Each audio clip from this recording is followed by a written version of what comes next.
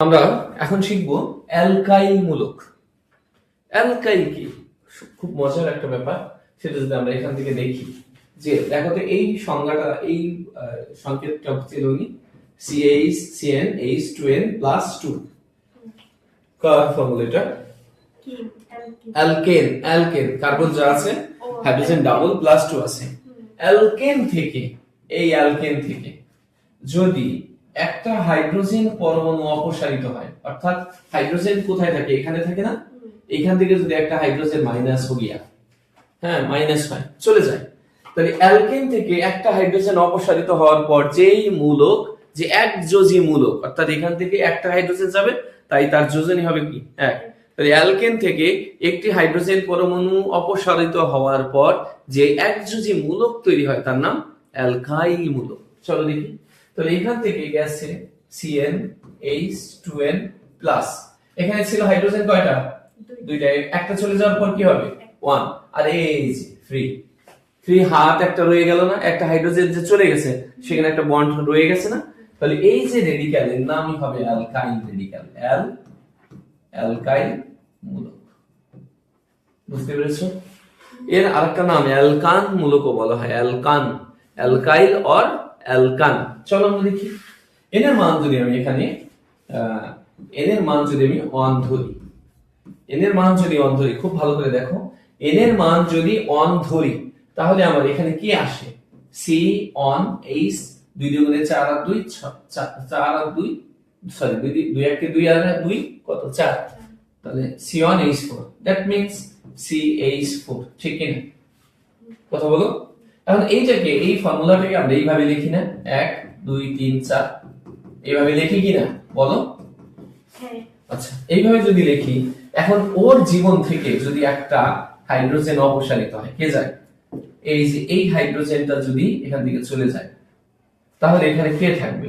1 2 3, এই তিনটা হাইড্রোজেন থাকবে, আর এই বন্ধনটা ফাঁকা থাকবে না? তাহলে এটা কি ছিল? এটা মিথাইল ছিল, ঠিক কি না? এটা মিথাইল ছিল না? সরি, এটা মিথেন। এটা কি ছিল? খেয়াল করে দিকে দেখো, এটা হলো মিথেন। কার্বন একটা মিথ, আর হাইড্রোজেন ডাবল হয়ে দুটো বেশি, তাহলে কি? N। তাহলে কি? এটা মিথেন।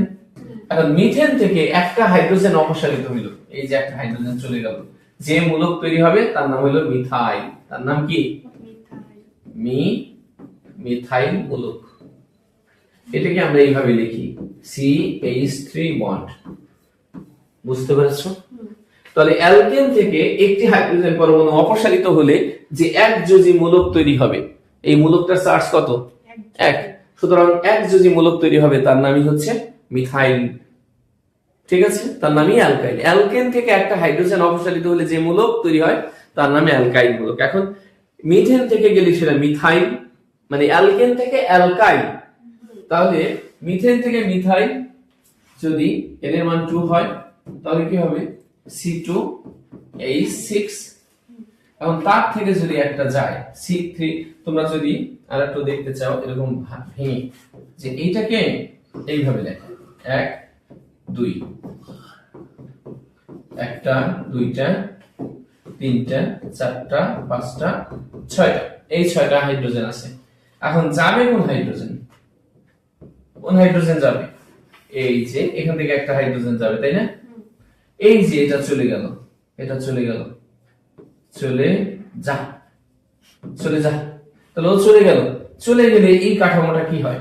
1 2 1 2 3 4 5 ঘোড়ার ডিম, 1 2 3 4 5 3।